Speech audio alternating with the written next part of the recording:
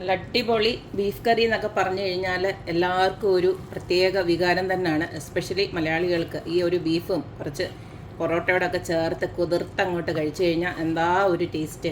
തനി നാടൻ രീതിയിലാണ് ഉണ്ടാക്കിയേക്കുന്നത്. അപ്പം നമുക്ക് ഈ ഒരു ബീഫ് കറി എങ്ങനെയാണ് ഉണ്ടാക്കുന്നതെന്ന് നോക്കിയിട്ട് വരാം. ബീഫ് കറി ഉണ്ടാക്കാനായിട്ട് ഇതുപോലത്തെ 1 കിലോ ബീഫ് നന്നായിട്ട് കഴുകി വൃത്തിയാക്കി റെഡിയാക്കി വെച്ചിട്ടുണ്ട്. ഇത് എല്ലോട് കൂടിയുള്ള ബീഫാണ് വാങ്ങിച്ചിരിക്കുന്നത്. കറി വെക്കാനായതുകൊണ്ട് തന്നെ എല്ലോട് കൂടിയുള്ള ബീഫ് എടുക്കുന്നതായിരിക്കും ഇച്ചിരൂടെ നല്ലത്. അപ്പോൾ ഇതിലേക്ക് നമുക്ക് കുറച്ച് പൊടികളൊക്കെ ഒന്ന് ഇട്ട് കൊടുത്തതൊന്ന് മാരിനേറ്റ് ചെയ്ത് വെക്കാം. ആദ്യം തന്നെ ആവശ്യമായിട്ടുള്ള ഉപ്പ് ഒന്ന് ഇട്ട് കൊടുക്കാം. ഒരു 1/2 ടീസ്പൂണോളം ഉപ്പ് ഇട്ട് കൊടുക്കുന്നുണ്ട്. അടുത്തതിലേക്ക് എരിവിന് ആവശ്യമായിട്ടുള്ള മുളക് പൊടി ഒന്ന് ഇട്ട് കൊടുക്കുകയാണ്. ഇപ്പം ഒരു 2 ടീസ്പൂൺ കാശ്മീരി ചില്ലി ഒന്ന് ഇട്ട് കൊടുക്കുകയാണ്. അടുത്തതിലേക്ക് കുറച്ച് മഞ്ഞൾപ്പൊടി ഇട്ട് കൊടുക്കാം. ഒരു 1/2 ടീസ്പൂൺ മഞ്ഞൾപ്പൊടി ഇട്ട് കൊടുക്കുന്നുണ്ട്. ഇനി 1 ടീസ്പൂണോളം മല്ലിപ്പൊടിയോടെ ഇട്ട് കൊടുക്കുകയാണ്. ഞാൻ അടുത്തതിലേക്ക് 1 ടീസ്പൂണ് നമ്മുടെ പെപ്പർ പൗഡർ ഉണ്ടല്ലോ, കുരുമുളക് പൊടി, അതുകൂടെ ഇട്ട് കൊടുക്കുകയാണ്. ഇനി ഒരു 1/2 ടീസ്പൂണ് ഗരം മസാലയോടെ ചേർത്ത് കൊടുക്കുന്നുണ്ട്.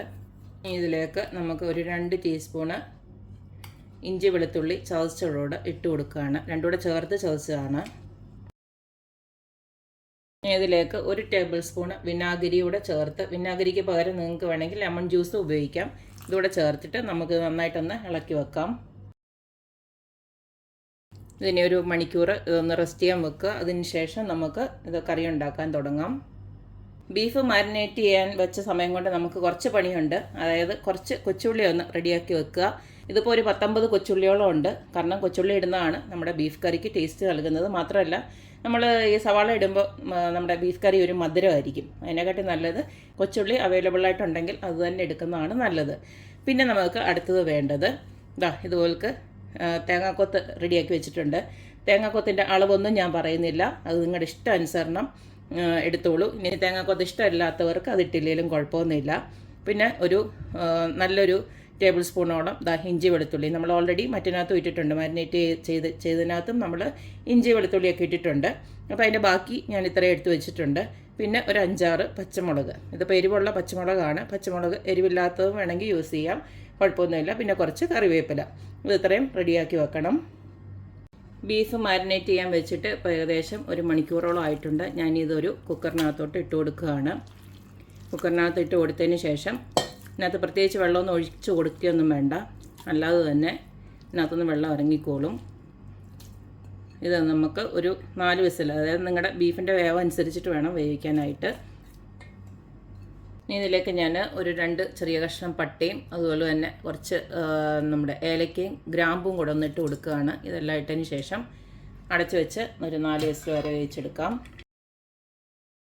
ഇപ്പോൾ ബീഫൊക്കെ ഞാനൊരു 4 പ്രഷർ കൊടുത്തിട്ട് ഓഫ് ചെയ്ത് വെച്ചിട്ടുണ്ട്. ഇനി നമുക്ക് ഒരു മൺചട്ടി ചൂടാക്കി അതിലേക്ക് കുറച്ച് വെളിച്ചെണ്ണ ഒഴിച്ചു കൊടുക്കാം. നമ്മൾ നാടൻ രീതിയിലാണ് ഉണ്ടാക്കുന്നത്, അതുകൊണ്ട് വെളിച്ചെണ്ണ തന്നെ ഒഴിച്ചു കൊടുക്കാൻ ശ്രമിക്കുക. എണ്ണ ചൂടായി വരുന്നുണ്ടെ നമുക്ക് കുറച്ച് കടുക് ഇട്ട് പൊട്ടിക്കാം. കടുക് ഇതുപോലൊന്ന് പൊട്ടി വരുന്നുണ്ടെ നമുക്ക് ആ തേങ്ങാക്കൊത്തെല്ലാം അങ്ങോട്ട് ഇട്ട് കൊടുക്കാം. തേങ്ങാക്കൊത്തിലോട്ട് നമ്മളൊരു 1/4 ടീസ്പൂണ് ഉപ്പിട്ട് കൊടുക്കുന്നുണ്ട്. അതുപോലെ തന്നെ കുറച്ച് മഞ്ഞൾപ്പൊടിയും. തേങ്ങാക്കൊത്ത് ചെറുതായിട്ടൊന്ന് മൂത്ത് കഴിയുന്നുണ്ടെ നമുക്ക് ചതച്ച് വെച്ചിരിക്കുന്ന വെളുത്തുള്ളിയും ഇഞ്ചിയും ഇതെല്ലാം അവിടെ അങ്ങോട്ട് ഇട്ട് കൊടുക്കാം. പച്ചമുളകും കറിവേപ്പിലയും.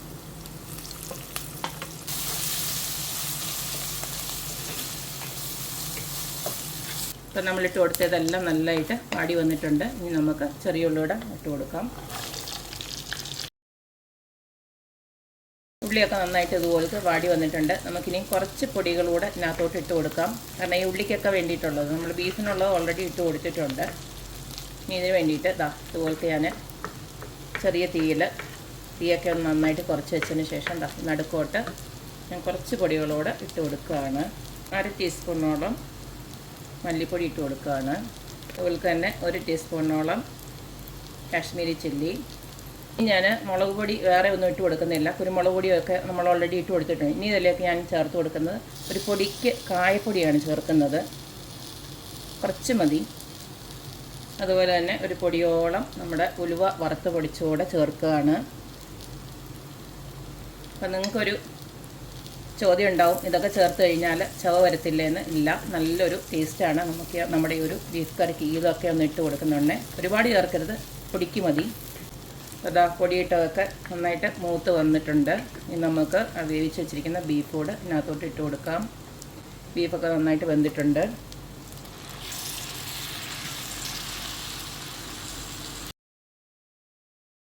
ഈ സമയം നമുക്ക് ചാറ് കുറച്ചുകൂടെ വേണമെന്നുള്ളവർക്ക് നമ്മുടെ കുക്കറില്ലേ, കുക്കറിനകത്ത് തന്നെ കുറച്ച് വെള്ളം കൂടെ ഒന്ന് തിളപ്പിച്ചിട്ട് അതുപോലൊന്ന് ഒഴിച്ചു കൊടുക്കാം. ഒത്തിരി വെള്ളം ആക്കണ്ട. ബീഫ് കറി എന്നൊക്കെ പറയുമ്പോൾ ഒന്ന് പിടിച്ചിങ്ങനെ ഇരിക്കണം, അതാണ് നല്ലത്. ഒത്തിരി അങ്ങ് ചാറാക്കി കഴിഞ്ഞാലും വലിയ ടേസ്റ്റ് ഉണ്ടാവില്ല. ഈ ഒരു പരുവത്തിന് മതി. ബീഫൊക്കെ നല്ല ഫൈനായിട്ട് വെന്തിട്ടുണ്ട്, എന്നാൽ വെന്ത് കുഴഞ്ഞു പോയിട്ടുമില്ല. ഈ ഒരു രീതിയിൽ ആക്കിയെടുക്കാവൂ. ഇതെല്ലാം കൂടെ ഒന്ന് ഇളക്കിയിട്ട് ഒരു 5 മിനിറ്റ് ഇതെല്ലാം ഉപ്പ് അരി എല്ലാം ഒന്നുകൂടെ എല്ലായിടത്തും ഒന്ന് പിടിക്കാനായിട്ട് ഒരു 5 മിനിറ്റ് നമുക്ക് അടച്ച് വെച്ച് ഒന്ന് വേവിച്ചെടുക്കാം. വേവിച്ചതാണ്, ജസ്റ്റ് ഒന്ന് എരിയൊക്കെ ഒന്ന് പിടിക്കാൻ വേണ്ടിയിട്ട്. നമ്മുടെ അടിപൊളിയായിട്ടുള്ള ബീഫ് കറി ഇവിടെ റെഡി ആയിട്ടുണ്ട്. കണ്ടില്ലേ, ഈ ഒരു പരുവത്തിന് മതി ചാറൊക്കെ. പിന്നെ നിങ്ങളുടെ ഇഷ്ടമാണ് കേട്ടോ, കൂടുതൽ ചാറ് വേണമെന്നുള്ളവർക്ക് ഇച്ചിരി കൂടെ ആഡ് ചെയ്യാൻ വെള്ളം. അപ്പോൾ ഇതുപോലെ ഈ ഒരു രീതിയിൽ എല്ലാവരും ഒന്ന് ഉണ്ടാക്കി നോക്കുക. അതായത് ഈ കൊച്ചുള്ളിയൊക്കെ ഇട്ടിട്ട്, അതായത് മറ്റേ നമ്മുടെ സവാള എനിക്ക് പകരം ഈ കൊച്ചുള്ളി തന്നെ ഇട്ടിട്ട് ഇതുപോലൊരു ബീഫ് കറി, അതുപോലെ തന്നെ ടൊമാറ്റോ ഇല്ലാണ്ട് ഈ ഒരു രീതിയിൽ ഒന്ന് ബീഫ് കറി ഉണ്ടാക്കി നോക്കിയിട്ട് തമ്മിലുള്ള ഡിഫറൻസ് നിങ്ങൾ തന്നെ ഒന്ന് പരീക്ഷിച്ച് നോക്കുക. അടിപൊളി ടേസ്റ്റാണ് ഈ ഒരു രീതിയിൽ ഉണ്ടാക്കി കഴിഞ്ഞാൽ. അപ്പോൾ എല്ലാവരും ഇതുപോലൊക്കെ ഒന്ന് ഉണ്ടാക്കി നോക്കണം. ഇതറിയാമല്ലോ, നമുക്ക് പൊറോട്ട ബീഫ് അല്ലെങ്കിൽ അപ്പം ബീഫ് ചോറിൻ്റെ കൂടെ എല്ലാത്തിൻ്റെയും കൂടെ പറ്റിയൊരു അടിപൊളി കോമ്പിനേഷനാണ്. എല്ലാവരും ഇതുപോലെ ഉണ്ടാക്കി നോക്കുക, അഭിപ്രായങ്ങൾ അറിയിക്കുക. അപ്പോൾ എപ്പോഴും പറയുന്ന പോലെ തന്നെ എൻ്റെ റെസിപ്പീസ് ഇഷ്ടമുള്ള എല്ലാവരും please like, share and subscribe.